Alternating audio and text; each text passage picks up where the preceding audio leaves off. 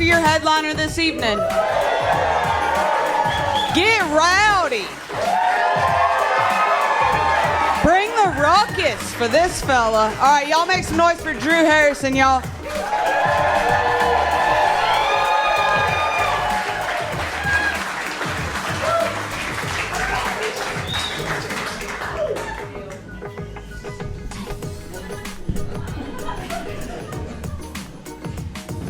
Oh, hey guys. How you doing? Good to see you. Thanks for being here. Can anyone tell me why Facebook has an algorithm that can hear me talk about lawn chairs,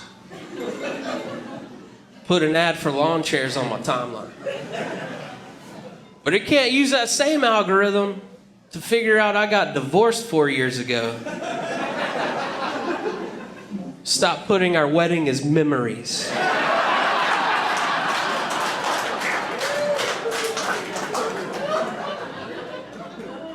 Like, I got remarried, Facebook. I moved on. You should too. You should too. Everyone take care of yourselves during quarantine, huh? Drink your water, read your books. I'll take that as a yes. I spent mine sitting on the couch and eating whatever cheeseburger place would deliver to said couch. We just put it in the comments like, come on in, bro.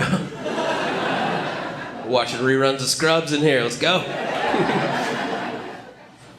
And like 6 months into it, my brain started messing with me. I was sitting on the same couch, eating the same cheeseburgers. I was like, hey man, you didn't come into this in the best shape already. And you've done nothing to better your situation. You're gonna have a heart attack, and they're gonna call it COVID, and you don't wanna be a statistic, all right?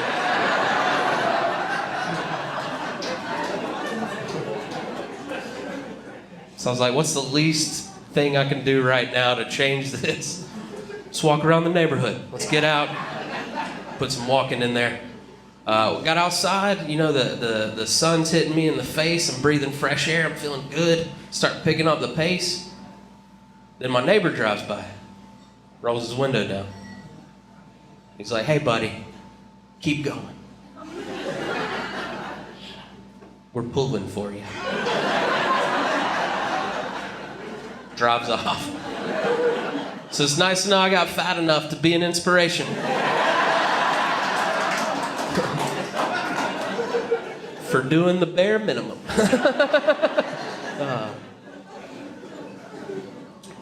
Stuff. But I did get some compliments from my friends, you know, when everyone was out and about again. They're like, Drew, you look like you slimmed down. You look like you lost some weight. I don't have the heart to tell them. I just made the hard choice to switch from XL to double XL t-shirts.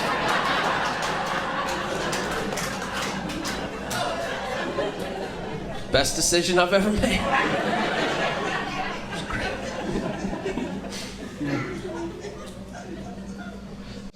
Moved to Nashville, and the first show I did in Nashville was a clean show at 3 p.m. on a Sunday. Prime time for comedy. And I go, and it worked out. I didn't, break any of the rules. It was clean. It was good. It was a good show. And then afterwards, we're all hanging out outside, and this lady, I see her leave the exit, lock eyes with me, and head straight for me. It's like usually not a good sign. She comes up to me, and she's like, I enjoyed your clean comedy, but... I was like, here we go. She was like, have you thought that maybe if you don't hide your tattoos, it's not really clean comedy? So I stared at her until she left.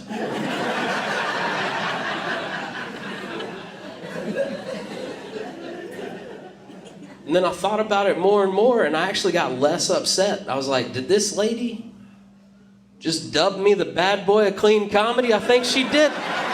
I think she did. Be smoking CBD cigarettes by the dumpster after the show. with some at-risk youth, you know, staying on brand. Staying on brand. Might get some Delta 8 in there. I don't know. We might get crazy. Oh, man. I was at the right place at the right time the other day, high on my couch. That's how I like to spend most of my time. You find something you love and you stick with it. Who am I saying? And my wife came home and she had a rough day. You know, she needed to get a little tension out. We had a little afternoon delight, if that's what the kids are still calling it nowadays. And when we got done, I realized I needed to pay attention to the things she was saying to me more. Because I thought she said, "Do you want to have sex again?" I was like, "Let me stretch, get a glass of water, we'll see." What she really said is, "Do you want Mexican?"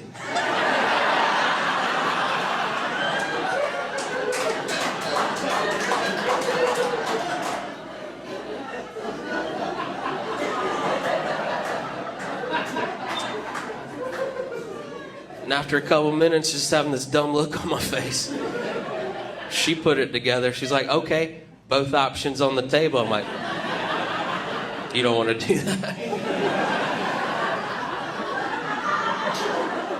Because I love you, but it was burritos first. So, I'm sorry. So we were at the Mexican restaurant. And that's when I realized I want to be in just good enough shape to when you run out of chips, the waitress asks you if you want more chips. She just doesn't grab your empty basket and go, "Ugh," and go get you more chips.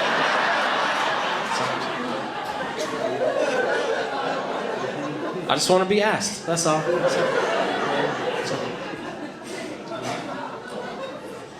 But I'm in my 30s now. Anybody? 30s? Yeah, all right. That's what I'm talking about. 30 is a good decade. I'm enjoying my 30s, you know?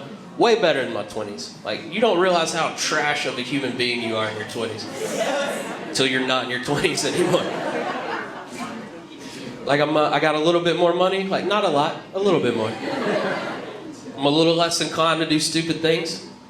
Like, one time in my 20s, I went and saw a tattoo artist about getting "I am's what I am's" across my stomach.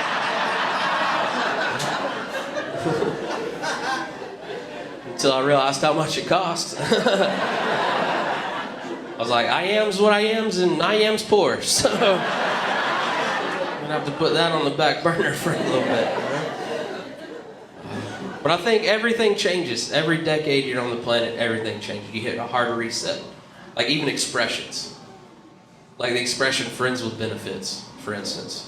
Like in your 20s, means you got a friend, gives you some benefits on the side.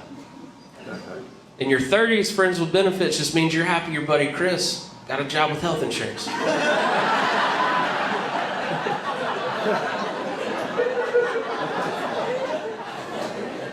Finally get that rash checked out he's had since 2009, you know?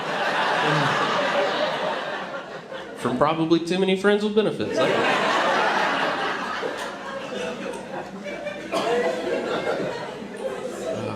But I love that, like, when I was younger, that was the thing. Everyone was getting the stomach tattoos, you know? Like, I never really had the stomach to pull off the stomach tattoo. But I had a tattoo appointment scheduled, and my wife was asking me what I was going to get. I decided to mess with it a little bit, you know? I expected me to say something, a little fun back and forth, and I'd be like, "I'm just kidding." But she was like, "What are you going to get?" I was like, "I'm going to get 'To thine own self be Drew' across my stomach."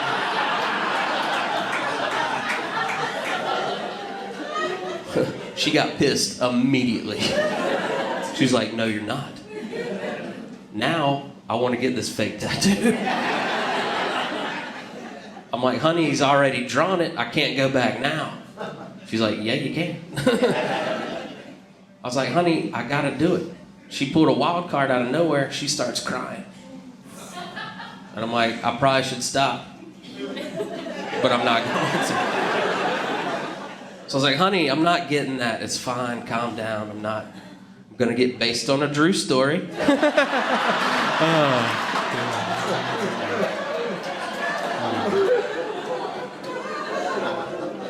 She didn't talk to me for 3 weeks. Oh man.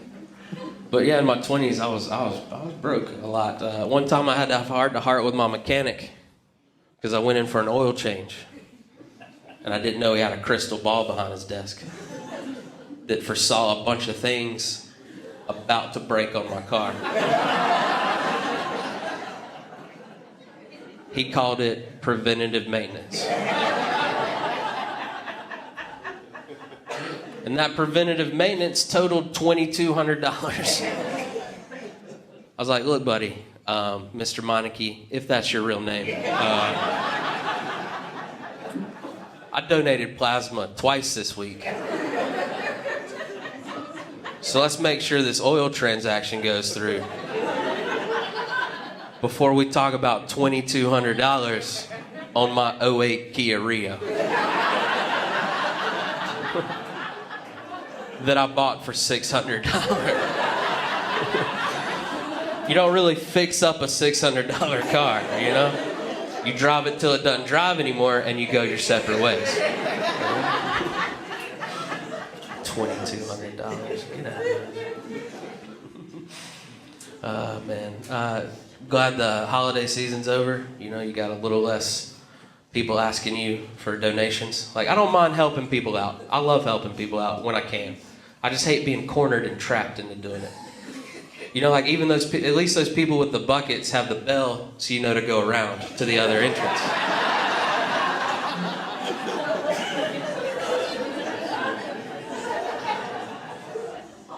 But I got trapped at Barnes & Noble checking out. And the cashier hits me with a, would you like to donate $3.99 so that the terminally ill child can have a book to read while he's in the hospital? First of all, way to ruin my Tuesday. Second of all, is that the books behind you? Why don't you give them to the sick kids yourselves? I don't know why you need me as a weird middleman in this scheme you got going on here. And third of all, if the kid's really as sick as you say he is, he doesn't want a book. No one's like, I spent my last days reading. Like, if I'm a sick kid and you give me a book, I'm pulling the plug myself, all right? To plug in my PlayStation, all right? I'm gonna beat FIFA one more time, okay? That's great. Oh. Do you think they have stock footage in heaven for when your grandma wants to check in on you? You're not really doing grandson of the year kind of activities, you know? Put a lot of thought into this, you know? Like, I like to think my grandma wakes up late. She slept in, she's living it up, you know? She's like, wonder what my grandson's up to today. And the angel pops up out of nowhere trying to get the other angel's attention, like,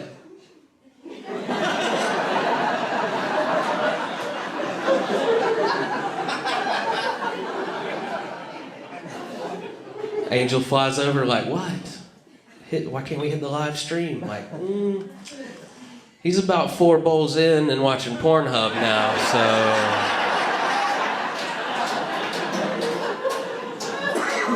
Don't think Grandmama wants to see that. And that other angel's like, well, what do we have?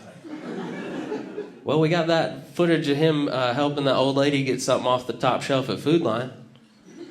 Oh, she's seen that twice already.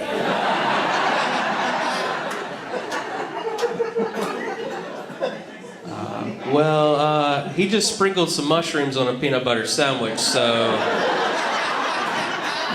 clock's a ticking. All right, change the color of her shirt, show it again. I don't know.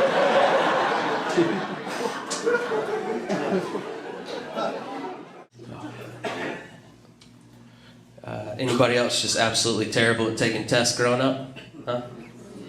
Oh, we're all A students? Okay, that's fine. That's fine. I'm going to check degrees and diplomas after the show on the way out. Have them ready. Have them ready. But But I was terrible at tests growing up, and I thought once you dropped out of community college for the third time, you didn't have to worry about them anymore. Didn't know their tests everywhere. Called into a radio station to win some concert tickets. All you had to do was call in, and you win. I called in. I won. Then the DJ hits me with a pop quiz out of nowhere. He's like, all right, tell us what radio station just hooked you up with this sweet concert tickets.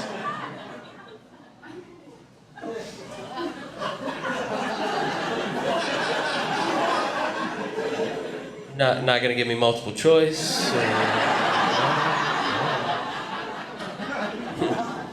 They took those concert tickets back. Same week I got outwitted by a 4-year-old. It was a good week. Try to be a good person. Try to help my friend coach his little girl's soccer team. And everything was great until about halfway through practice. One of the girls ran to her gym bag, grabbed a graham cracker. I was like, sweetie, it's not snack time. Come on back over to practice. She squared up to me, gave me the crazy kid eyes, and she's like, Coach, we play soccer with our feet. I'm about to eat this graham cracker with my hands.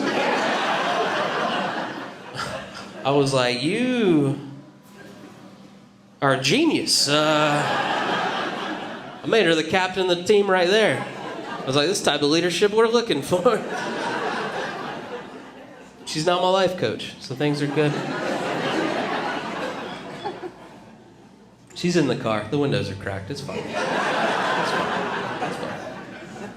It's fine. But while I was at the soccer field, I noticed something pretty disturbing. Saw a little kid on a leash. The dog was in the stroller, but the kid was on a leash. Those Yorkie paws have never touched grass before. And as a leash survivor myself, here to say we can be the generation that ends little kids on leashes, all right? I know some of you have them tied up out front, but no more. No more. My mom put a leash on me when I was 4 at Disney World. She's like, you're not gonna run. I was like, no, I'm still gonna run. And together, this is one of my first memories. Together, I'm not taking full responsibility. She had the other end. We clotheslined one of the Chippendale chipmunks. And his head popped off. A lot of childhoods died that day, including my own. I got a job when we got back. I was like, I've seen too much.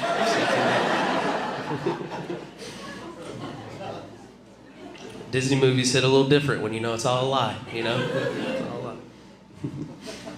Oh, man. The other day, I was hanging out with a buddy, and he's like, dude, I just need to vent real quick. I was like, hey, get it off your chest, buddy. Go for it. He's like, well, my kid got sick, so he had to do some virtual learning last week, and he got in trouble. I was like, how did he virtually get in trouble? He's like, well, they had to write a poem about Native Americans, and the teacher didn't like his poem. Now, I'm trying to remain sensitive to what my buddy's going through, but now I really want to read that poem. So it just came out as, let me read that poem. And luckily he had a picture of it on his phone and he let me read it. And I'd like to read it for you here tonight. Just keep in mind he's a good kid, all right? He's a good kid. All my friends call me Bear Claw. The village chieftain is my pawpaw. He gets his orders from my mama. She makes him walk the line. You can find me in my wigwam. I'll be beating on my tom-tom. Pull out the pipe and smoke you some. Hey, pass it around. 'Cause I'm an Indian outlaw. Half Cherokee and Choctaw. My baby, she's a Chippewa. She's one of a kind. Yeah. Thank you.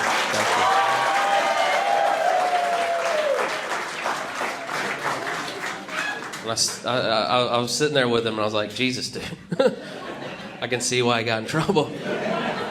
Plagiarizing Tim McGraw's 1994 smash hit, Indian Outlaw. My buddy just leaned back and he's like, nah, dude, this teacher was 2 in 94. She just thought it was a terrible poem. I was like,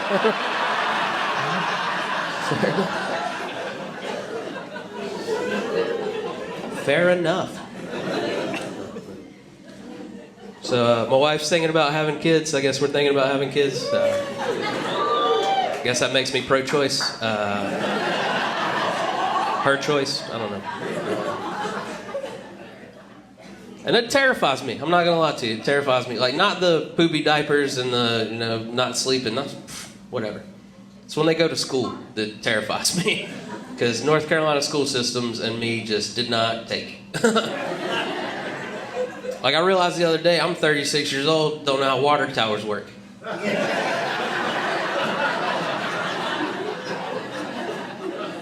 Like, is that all of our water?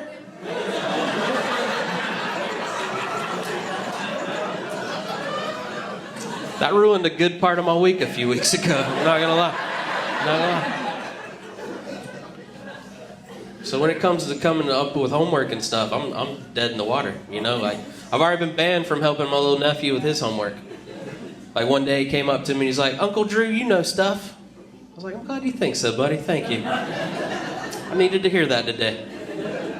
He's like, can you help me with my homework? I was like, probably not, but we'll give it a shot. I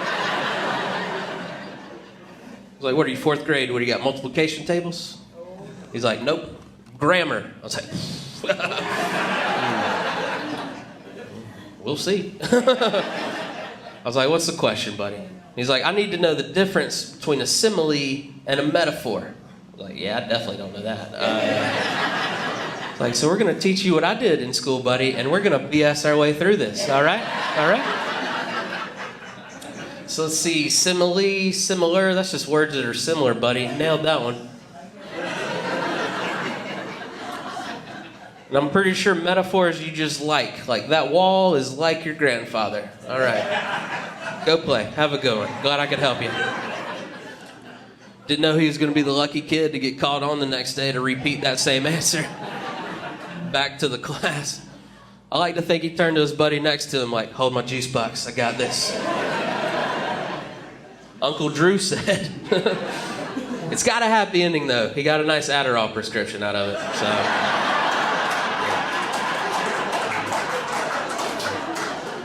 We both took one. He taught me grammar. It was great. It was great. I didn't know nouns could turn pro. Did not know. Being from a single parent mom in North Carolina, you had one option and one option only for summer vacation. That's Myrtle Beach, South Carolina. My mom would hype it up too. She'd be like, are you kids ready to go to Myrtle? Yeah, Ma, we got you. We'll be in the car. Look, just give me a shark's tooth necklace from Wings and we're good to go, all right? Good to go.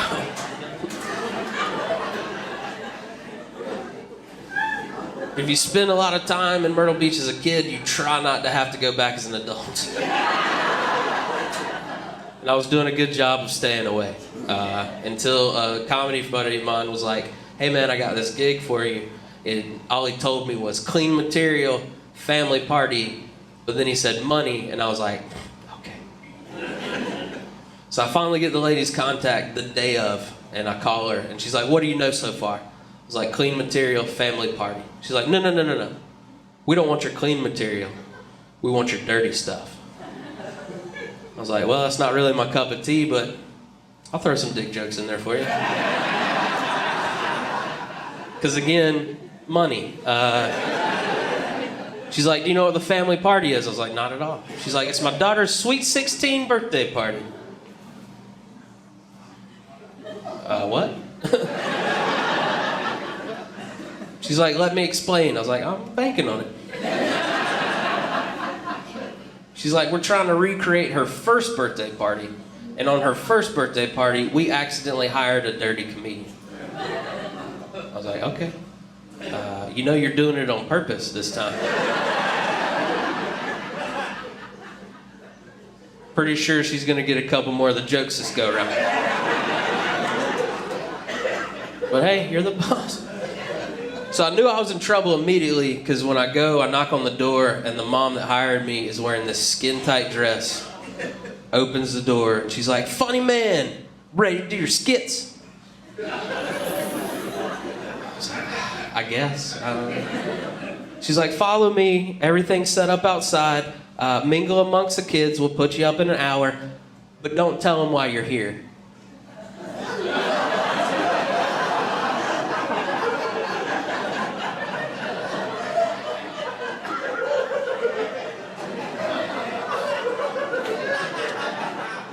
So you want me to make small talk with a bunch of 16-year-olds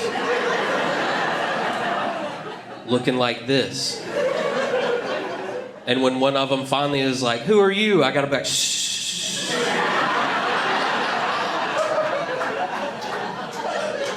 You'll find out later. What? So after awkwardly standing in the corner for 20 minutes, she's like, "Do you just want to go up?" I was like, "Please let me do my skits." And I go up and I start delivering my finest of dig jokes. And the parents leave. It's just me, these kids, and these terrible jokes. So I'm pretty sure I'm on some registry in South Carolina now. And if it couldn't get any worse, it did. Because at the end of the night, the mom hugs me, and that skin-tight dress comes back to haunt her.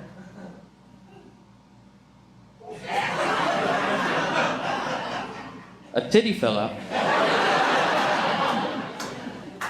And I don't know if you've been anxious and nervous and just ready to get out of a place so bad, but your brain sees something happen, and your reflexes kick in, and you're like, "Oh, hey, all right, there we go. Oh, sorry, oh. All right.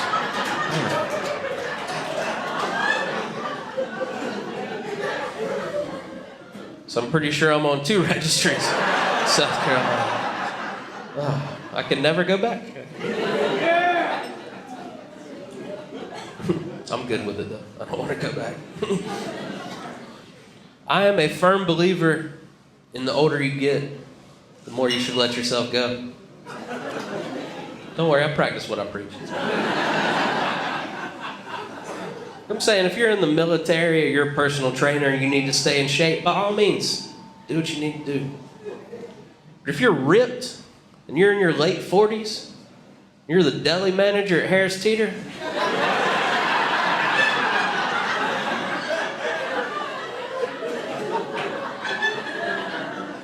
are you living your best life? I don't think so. I don't think so.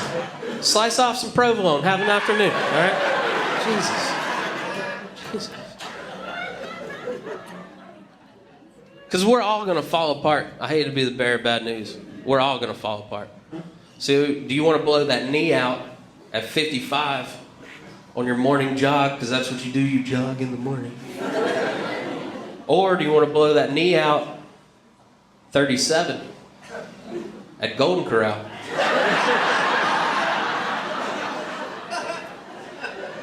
Because you turn too fast when they put out fresh rolls on the buffet line.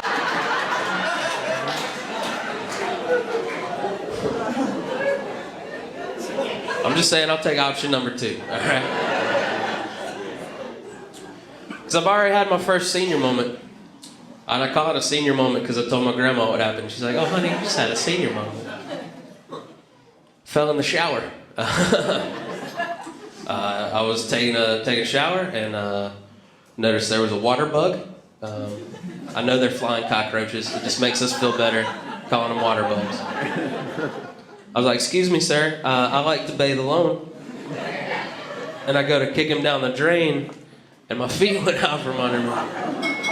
And I tried to save it, but I just ended up ripping down the shower curtain, face planting on the toilet, out cold.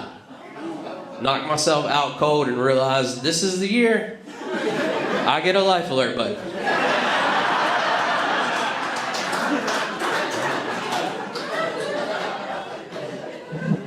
I even came to like this old white lady's on the life alert button commercials like,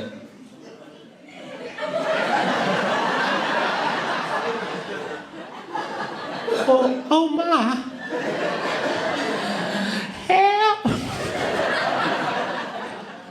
That's how I knew I had a concussion, because just to make myself laugh, knowing I was the only one there, I said out loud, I've fallen and I can't get up. And then I chuckled and I passed out again.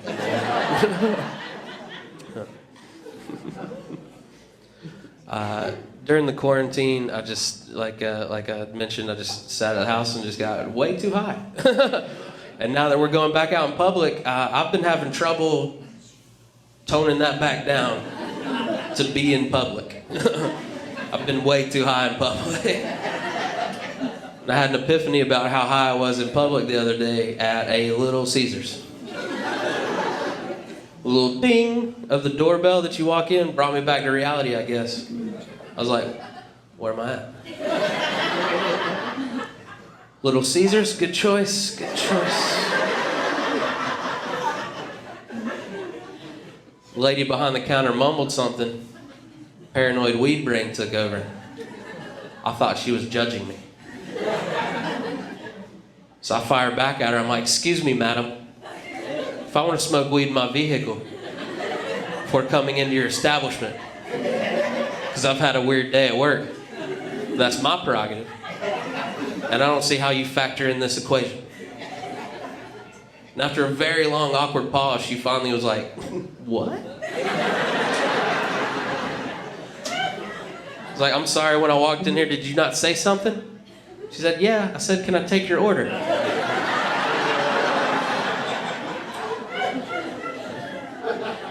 Should I go? I should go. I was so high, I kicked myself out of Little Caesars. I was like, security? Yep, all right. Naturally, I did what anyone in my position would have done. Got higher in my car. Ended up at Taco Bell. Where I later read the receipt and found out I had ordered $8 worth of food. Proceeded to hand the lady in the checkout line $17. I just looked at her like, I've done my part. This is where you come in. Pro move on her part, she kept all $17. She just looked at me and like, tell me how much change I owe you, and I'll give it to you. I'm like, well played, well played. But I was doing this, I was getting way too high and going through these drive-thrus. Like I went to McDonald's, because I just found out the one up the street from my house has a working ice cream machine. So I was like, I got 2 weeks tops. So I went through and I ordered my McFlurry with hot fudge because I just found out you can do that. You're welcome. And I order and I pull around to pay. Guess who's back? Paranoid weed brain. He's like, hey bro, you've been at this McDonald's 4 times this week. They're all standing around the camera inside laughing at you right now.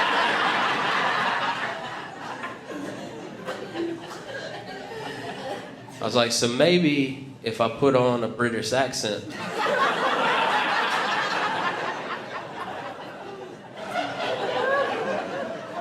they won't know it's me. Already ordered in my regular voice.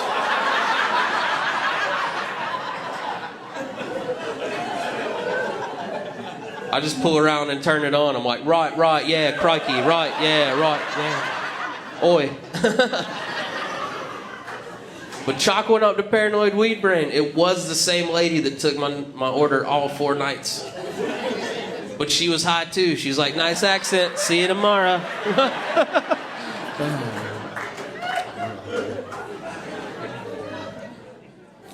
Making those connections, you know. But, ladies, you like to do this to us sometimes. You like to, ask us honest questions at the worst times. Like you like to take us out on a Sunday, go day drinking, get back home, having little tickle fights. You know, everything's playful, everything's loose. Then you hit us with something like, hey, honey, when's the last time you've been to the doctor? Thought we were in a safe space, so I was like, I don't know, whatever age they kick you out of the pediatrician's office. She's She's like, so 20 years? I was like, yeah, 20 years. So she set me up all these appointments because she knew if she set them up, I'd go to them because I'm scared of her. And so she set me up a sleep apnea test because she loves my snoring.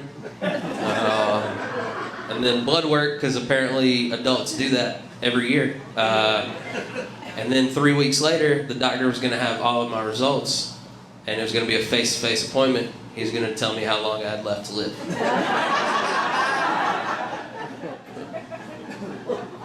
So I go to the sleep apnea test, and luckily they just give you a packet, and it's a take-home test. Like, I thought a bunch of weirdos were just going to be standing over me with clipboards while I'm trying to sleep, you know? So I take it home, and if anyone's had to do it, it's insane. You put 2 big stickers on your forehead, this like half a helmet thing, and a nasal cannula up your nose. And they're like, go to sleep. So I was like, there's no way I'm going to get relaxed enough to go to sleep, so I'm going to eat 2 edibles. And just to make sure, I'm going to eat 2 more. And it worked. I was out cold, done for the count, until I found out the thing talks to you at 2 a.m. Violently awoken at 2 a.m. to, nasal cannula is out. Nasal cannula is out. Wake up, edible in full force.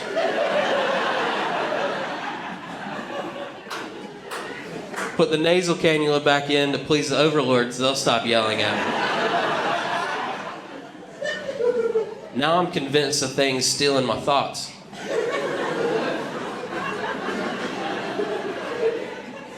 So instead of going back to sleep, I just sat at the end of the bed rocking like, if you don't think anything, you can't read your thoughts. If you don't think anything.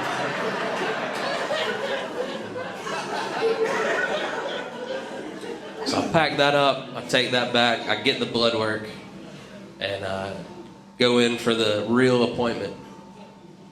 And what do they do right away? They defeat you, put you on a scale. I step on, the number plates turn to just where the nurse can see it. She doesn't give me a number. She just hits me with a,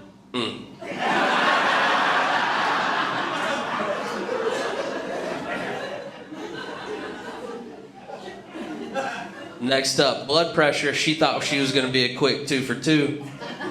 No. Contrary to what you see in front of you, excellent blood pressure. It was so good, she took it a second time. Yeah. Even better the second time, because that's just the petty person that I am. That's when I got to look at her and go,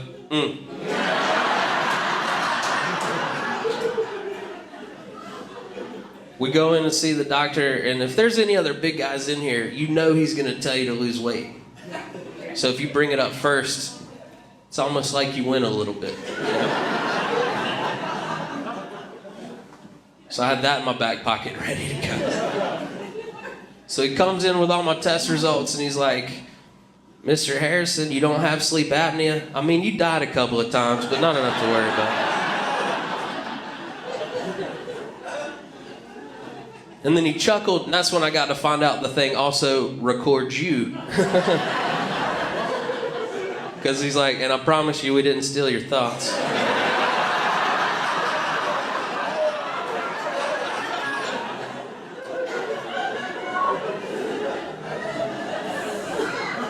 He's like, excellent blood pressure, awesome blood work. And I thought he was about to hit me with that but, so I just steered into it. I was like, look, Doc, I know I need to slim down. I know I need to lose a little bit of weight. This medical professional looked me dead in my soul and went, if you want to.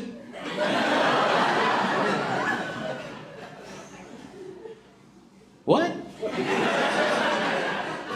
He's like, right now I can't medically tell you to lose any weight. I was like, well, if you could medically tell that to my phone and hit record one more time. Because I don't know about y'all, but we actually had to go to Thanksgiving again this year. We got last year off, but we had to go back this year. And I was on plate number 3, enjoying my Thanksgiving, as you should. feel like someone's looking at me, and I look over and it's Aunt Nita. She's giving me the stink face. She pipes up, she's like, you know, Drew, 3 out of 4 doctors say what you eat in your 30s comes back and bites you in your 60s.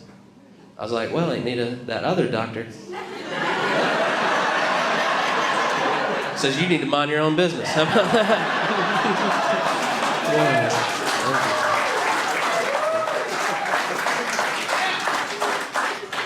Ate a whole pecan pie and stared her in the face the whole time.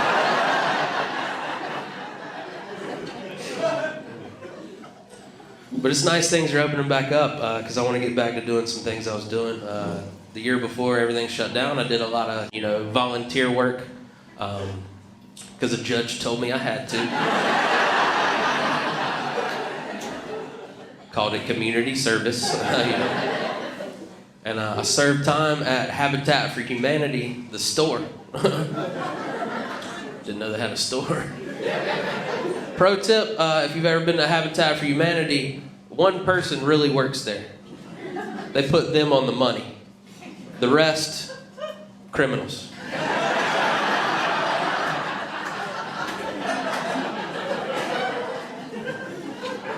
And I was with this one kid who was looking at time for an Adderall pill. He got pulled over, a cop found 1 Adderall pill. And he hadn't even gone to court yet, but his lawyer was trying to build up his hours. So that last week I was there, he went to school full-time, had a part-time job, knocked out 65 hours of community service. I was like, how did you do that, dude? He's like, Adderall.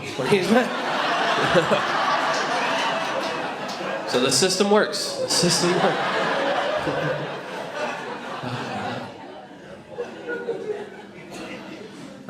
I hung out with my high school friends recently, which, if you're over the age of 25, don't do that to yourself. They've all turned into kale smoothie, drinking CrossFit Monsters.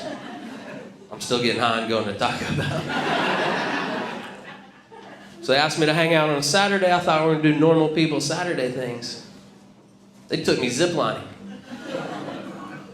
Was not on my to-do list. We go through getting our gear. That's what the guy called it.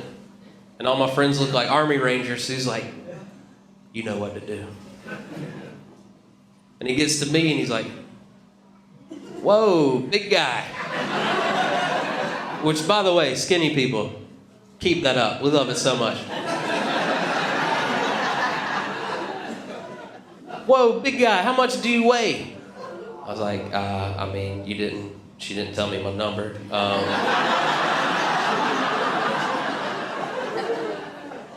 Not even gonna give me multiple choice? All right, that's fine.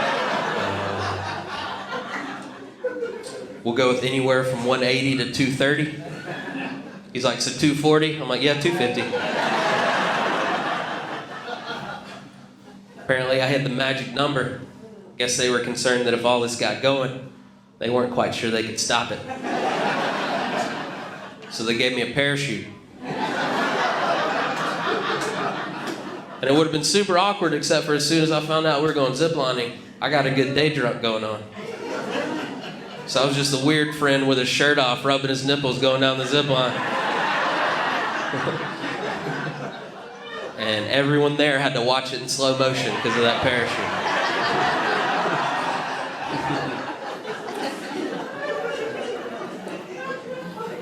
So after that, I got my friends together and I was like, look, we need to sprinkle in a few more big guy approved activities, all right? They in turn invited me to jump out of a plane. This time they messed up. They gave me too much heads up. I did my own research.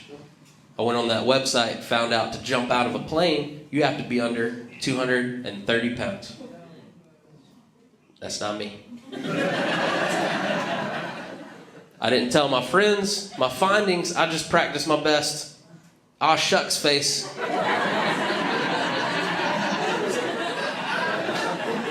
For when we get there and they tell me I'm too fat to jump out of their plane.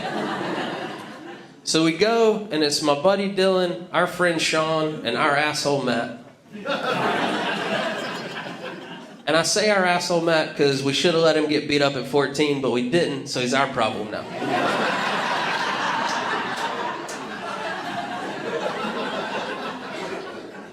And a nice little layer to his personality as he's gotten older is he's become the I got a deal guy. Like he invited us over to his house one time for a barbecue, tell us about the great deal he got on his grill. So he's gotten better. So we're going, and he's telling us about the great deal he got on his ticket to jump out of a plane. So we're done with this dude by the time we get there. So we get there, I'm too fat. Aw, shucks. I'm there for moral support. So it's where they take you up one at a time with your instructor, and they jump out of the plane. So Dylan, his instructor, go up, they jump out, everything's great. Sean and his instructor go, they jump out, fantastic. Matt's about to go up, and I see his instructor off to the side, and I just go over and I slide him a 20, and I'm like, look, this dude's been driving us crazy for the last 30 years. Just mess with him a little bit, you know? And he's a real surfer dude, so he's like, all right, bruh, gotcha. So I knew he was in good hands. So they go up, they jump out of the plane. They're in the air way longer than Dylan and Sean were. They finally pull the chute. It's a rough landing. We run over, and the guy's just ghost white. And I'm like, dude, I paid you $20 to mess with him, not almost kill him. And he's like, nah, bro, chute didn't open. I was just gonna tickle him or something.